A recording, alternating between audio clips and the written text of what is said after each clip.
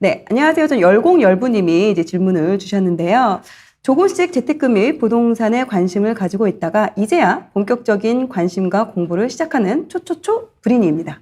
최근 북수원자의 렉스비아 청약 5구 타입에 당첨이 되었어요. 너무 기뻤는데 이 기쁨을 마냥 누릴 수가 없네요. 소득은 부부 합산 세후 380만 원 정도. 지금 현금 자금은 5천만 원, 전세 자금 1억 1천만 원. 지금 가진 돈이 너무 없는데 이 계약을 해도 될까라는 생각에 일주일이 넘게 고민으로 잠도 못 자고 밥도 못 먹으면서 누구 한 명 물어볼 사람이 없어서 혼자 고민을 하고 있습니다. 청약 당첨권 연끌을 해서 해야 될까요? 아니면 포기해야 할까요? 라고 이렇게 질문을 해주셨어요. 근데 사실은 좀 이 질문 보고 조금 이렇게 질문 되게 잘 줬다 생각했어요. 예, 왜냐면 이분이 아마 청약을 이제 4억 8천 정도, 제가 보면 정확하게 사실 타입에 따라 다르긴 한데, 한 대략적으로 한 4억 8천 정도 받으신 것 같아요. 네. 네, 받으신 것 같은데, 결론적으로 말씀드리면은, 이건 가져가셔야 돼요. 반드시. 예, 왜냐면 이 물건은 제가 볼 때는 아마 이 5구 타입 같은 경우는 한 7억 이상은 될 거거든요. 만약에 이제 이분이 입주하시게 될 경우에는 그 7억 이상 될 거기 때문에 그래도 차익을 2억 이상 가져갈 수 있는 부분이고 이게 사실 30대한테는 굉장히 의미 있는 돈이기 때문에 저는 가져가는 게 좋다고 생각해요. 그리고 왜냐면 이 주변에 이제 수원 SK 스카이뷰 같은 경우가 2013년식인데 네. 전세가 4억 5천이거든요. 맞아요. 그러니까 그러면 얘가 4억 8천에 받았는데 전세가 4억 5천이면 거의 원금 보존은 되면서 이익은 그래도 안정적으로 이제 낼 수 있는 수준이 되기 때문에 저는 좀 가져가기를 권해드립니다. 이걸 포기하시면은 나중에 너무너무 사실 이런 분들 많아요. 생각보다. 네, 맞아요. 막상 이제 받기 전에는 막 받고 싶다 하는데 받고 나서는 막 여기 단점이 보이는 거야. 너무 여기서 멀고 막 그러는데 이건 결과적으로 사실은 뭐 여러분들이 저한테 물어본 거는 돈이 되냐 안 되냐 그런 부분이 있기 그렇죠. 때문에 그런 면에서 이 물건 돈이 되는 물건입니다. 그래서 조금 중도금 내시고 하시기 어려울 수 있지만 좀 가져가시길 권해드립니다. 네. 영끌은 이런 때 하는 거예요. 아, 네. 그렇죠. 레버리지는. 그러니까 영끌하지 말라고 하잖아요. 그러니까 부담스러운 대출을 받지 말라라 하잖아요. 근데 이거는 내가 좀 부담이 돼도 대출 받아서라도 가져와야 돼. 그 이유는 너바님께서 진짜 너무 설명을 잘 해주셨고 저희 하기 전에 한번 지도 한번 보여드릴까요? 좋아요. 한번 보여드려볼까요? 네. 또 모르시는 분들 있으시니까. 네. 자, 지도를 저희가 한번 보여드릴게요. 지도 잘 보시면은 네. 여기가 수원이에요, 수원. 아직 지도? 네, 이제 지도 오케이. 네, 여기가 수원인데 여기에서 이쪽 이제 권성구 쪽에 지금 이분이 분양받으신 단지가 지도에 바로 안 보이는데 여기거든요. 네, 정자 맞아요. 일동 써 있는 여기. 좀 더 들어가면 여기가 이제 이 분양받으신 단지예요. 근데 이럴 때 여러분들이 요령을 배우시면 돼요. 지금 너바님이 다 설명해 주셨는데 얘가 분양가가 맞나 이게 내가 이거 나는 물인데 이거 가져가는 게 맞나 그런 생각 하실 수 있잖아요. 그렇죠. 근데 마침 옆에 비교할 수 있는 이런 좋은 아파트가 있어요. 이 수원 SK 스카이뷰 같은 경우엔 지금 2000년대에 지은 아파트거든요. 근데 그럼에도 불구하고 이 근방에서 되게 높아요, 선호도가. 2013년식. 네. 2013년식. 그래서 이제 얘가 입주할 때 되면 딱 10년 차이 날 거예요. 그러네. 공사 기간 끝나면. 그럼 얘보다 10년이 더 새 거잖아요. 그럼 얘보다 얘가 비싸야겠죠? 당연히. 네, 근데 얘 가격이 지금 6억이 넘는단 맞아요. 말이에요. 근데 분양을 지금 4억대 받으셨잖아요. 그러니까 이건 정말 싸게 받으신 거고 더 팁은 아까 너바님 설명해 주신 부분 중에 여기에 매매가뿐만 아니라 전세가를 보셔야 돼요. 전세가가 4억대니까 그러면 반대로 얘기하면 10년 낡은 아파트 바로 옆에 있는 10년 낡은 아파트의 전세가로 이걸 사는 거예요, 내가. 와.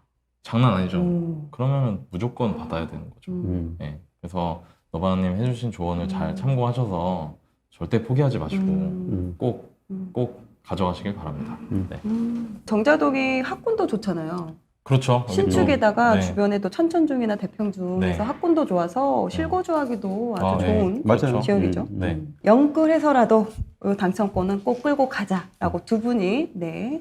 말씀을 해주셨고요. 질문 잘 해주셨네요. 이제 고민 안 하셔도 돼요. 오늘부터 진짜, 이제 네. 밥도 드시고 잠도 잘 주무시면 될 것 같습니다. 값어치 있는 질문이었습니다. 정말. 네. 자, 그럼 두 번째 질문은요. 강그래님의 질문이신데요. 안녕하세요. 저는 20대 후반 막 직장인이 된 사람입니다. 현재 보유하고 있는 현금은 1억 1,500 정도이고요. 보금자리론으로 2억 5천 정도 대출을 받아서 30년 대출 상환으로 집 사는 거 무리일까요? 현재 연봉은 2,400입니다. 지금 여자친구와 결혼하기 전에 미리 집을 구매하고 결혼하고 나서 서서히 갚을 생각인데요. 아니면 그냥 월급을 모으는 게 나을까요? 네. 라고 주택을 매매해야 될지 아니면 그냥 그 돈을 저축을 해야 될지 라고 물어보셨네요. 일단은 이분이 연봉이 2,400만 원이시잖아요. 그러면은 대출금만 내가 내 연봉 10년 모아야 되는 거잖아요. 그렇죠. 근데 아직 결혼을 또 안 하셨어요. 근데 만약에 결혼을 하신다고 하면 두 분이 모은 돈을 합치게 되니까 사실 그것까지 판단하는 게 맞아요. 맞는데 저는 이런 것 같아요. 그러니까 집을 사시는 건 좋아요. 사시는 건 좋은데 지금 본인의 소득 대비해서 이게 적정한 수준의 대출은 아닌 것 같거든요. 대출이 네. 너무 많다? 너무 많아요. 네. 그리고 내가 집값의 움직임이나 사이클을 이해하고 있지 못하면 이 정도 대출을 받아가지고 집값이 무너지면은 절대 못 버틸 거예요. 네. 그래서 집을 사라 사지 마라라는 거는 사실 되게 말도 안 되는 결론이에요. 내가 어느 정도의 집을 내 소득은 얼마인데 얼마 정도의 집을 살까요 말까요 여기서부터 논의가 출발이 될 수 있거든요. 근데 지금 주신 의견만 놓고 보면 좀 많은 것 같아요, 대출이. 그래서 저는 이것보다 좀 대출을 덜 받을 수 있는 집을 사시거나 그렇게 보시는 게 좋을 것 같고, 아마 이런 분들이 요즘 되게 많더라고요. 맞아요. 20대 후반인데 사실 당장 내가 집이 필요한 게 아닌데도 불구하고 집값이 계속 올라가니까 사야 될 것 같다 막 걱정하시는 분들이 많아서 제 경험을 좀 말씀드리면은 네. 제가 27에 직장생활 시작했어요. 근데 그때가 2007년이었거든요. 2007년은 많은 분들이 아시겠지만 미친 상승장이었어요. 그때 지금같이. 맞아요. 예. 그리고 2008년도에 딱 가격 꺾여서 쭉 빠지기 전까지 그 상승의 마지막 불꽃을 태울 때였거든요. 지난 상승장이. 제가 신입사원 때 회사 가면은 사람들이 다 집 얘기하는 거예요. 근데 그때 저는 제가 집이 마포였고 직장이 을지로였는데 관심이 없었어요. 왜냐면 나는 집이 필요한 게 아니니까. 부모님 댁에 살고. 여자친구도 없고. 그 재테크에도 관심이 없었어요. 저 야구에 미쳐가지고 제가 야구 엄청 좋아했거든요. 제가 그래가지고 관심이 없었거든요. 근데 제가 그로부터 7년 뒤에 천금 같은 기회가 왔고 그때 또 제가 준비가 잘 되어 있어서 좋은 투자들을 많이 할 수 있었잖아요.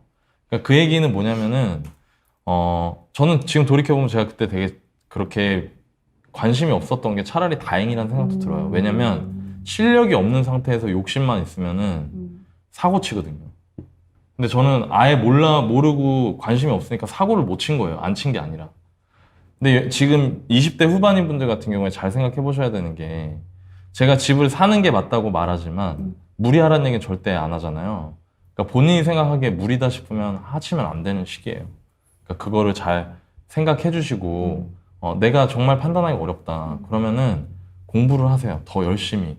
예, 지금처럼 뭐 질문하신 것도 좋지만 뭐 저희 영상도 있고 좀 더 깊게 공부하실 분들은 뭐 저희 강의도 있고 하니까 그런 걸 통해서 공부를 해보시면은 좀 더 눈에 보이시지 않을까라는 생각이 듭니다.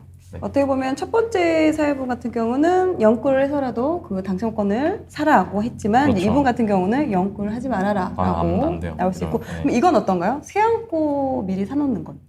세안고 대출 안 미리 받고. 사놓는 것도 이런 거죠. 그러니까 이게 뭐냐면 그냥 단지 내가 대출 안 받고 내 돈 가지고 그냥 살 수 있는 걸 사냐 마냐 이런 개념이 아니고요. 이 아파트, 지금 내가 아파트를 산다라는 게 나한테 필요한지, 일단 진짜 필요한 건지 아니면 쫓겨서 아무거나 막 사야겠다는 생각이 드는 건지. 두 번째로는 내가 실제로 그 집에 입주할 수 있는 계산이 쓰는 집을 사야죠. 그러니까 얼마 전에 어떤 분이 그러시더라고요. 이분은 좀 연령이 많고 은퇴 세대신데 한 2억 정도 지금 가지고 계신 순자산이, 현금성 자산 2억 정도인데 본인이 7억짜리 전세 5억 들어있는 걸 사겠다는 거예요. 그럼 그 의미가 있나요? 그래서 제가 여쭤봤죠. 투자입니까? 내 집 마련입니까? 내 집 마련이래요. 근데 5억짜리 집에 못 들어가잖아요. 그쵸. 네, 대출이 나온다고 내가 소득이 해도. 없는데 어떻게 들어가요? 그러니까 그거는 정말 전형적으로 내가 조급하기 때문에 벌이는 일이거든요. 그러니까 그런 걸 그러니까 하지 말라는 게 아니에요. 저는 집값이 떨어질 거라는 것도 아니고 오를 거라는 것도 아니에요. 그건 알 수 없어요. 근데 적어도 뭔가를 할 때 거기에 진짜 필요하고 반드시 해야 되는 것들을 차근차근 해나가셨으면 좋겠고 그게 공부라는 겁니다. 그리고 이분은 급할 게 없잖아요. 지금 뭐 당장 결혼해서 뭐 집 마련 안 하면은 뭐 우리 신부하고 같이 길바닥에 나앉는 것도 아니고 그쵸? 그러니까 이럴 때는 공부하세요. 공부하시고 차근차근 하셔도 절대 늦지 않으니까 그 방법을 좀 추천해드리고 싶어요. 그러면 이분 같은 경우는 집을 사는 게 아니라 일단 월급을 잘 모아서 네. 그 모으는 과정에서 좀 공부해야죠. 공부를 해야 된다. 네, 공부해야죠. 지금 이 2,400, 연봉 2,400이잖아요? 그러면은 이분 만약에 한 달에 100만 원 써요?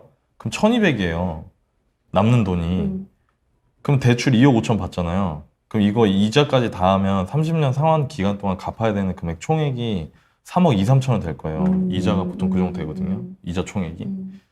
그러면 1,200으로 3억 갚으려면 30년 걸리는 거잖아요. 그러니까 이게 장난이 아닌 거예요. 여러분들이 너무 그 금액 뭐 2억, 3억을 쉽게 생각하시지만 내가 내 소득 수준이 아직 낮다. 그러면은 대출이 남들은 2억, 3억이 작은 대출을 하더라도 나한테는 높을 수 있어요. 그리고 제가 이거 여기까지만 얘기할게요. 네네네.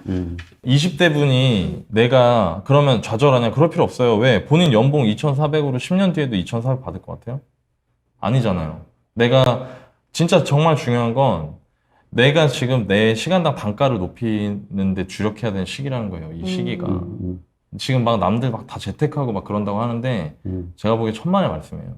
내가 하는 거를 진짜 잘하지 못하면은 그거 뭔가 하나를 나중에 그게 그냥 이렇게 사상 누각이에요. 이게 불안한 거예요. 항상 재테크라는 게. 그러니까 너무 그러지 마시고 연봉 올리면서 열심히 노력하시고 공부하시고 집을 필요할 때 알맞게 사시는 걸 추천해드리고 싶어요. 쫓기듯 사지 마시고. 네. 아직 지금 급하게 살 필요는 없다라고 네. 말씀해 주신 것 같고요. 이번에 이제 대출 중에 이런 얘기를 했어요. 이거 좀 약간 이거 들으신 분들께도 도움 될 것 같은데 보금자리론을 하시려고 하고 그리고 이제 체증식으로 받으려고 한다고 하시더라고 2억 네. 5천을. 근데 이게 이거에 대해서 조금 이제 모르신 분이 있으실 것 같아서 말씀드리면 보금자리론은 이제 주택금융공사에서 금리를 낮게 한 2.5에서 한 2.78 정도로 해가지고 낮게 이제 대출을 해주는 거예요. 근데 이거 조건이 있어요, 사실은. 이제 여기 조건 중에 아까 체감식, 뭐 체증식, 아니면 원금 균등 상환이 있는데 사실은 제일 좋은 거는 체증식이 좋아요. 체증식, 그러니까 차이가 뭐냐면 체감식은 처음에 많이 내고 원금은 균등하고 이자를 처음에 많이 내고 나중에 조금 내는 방식.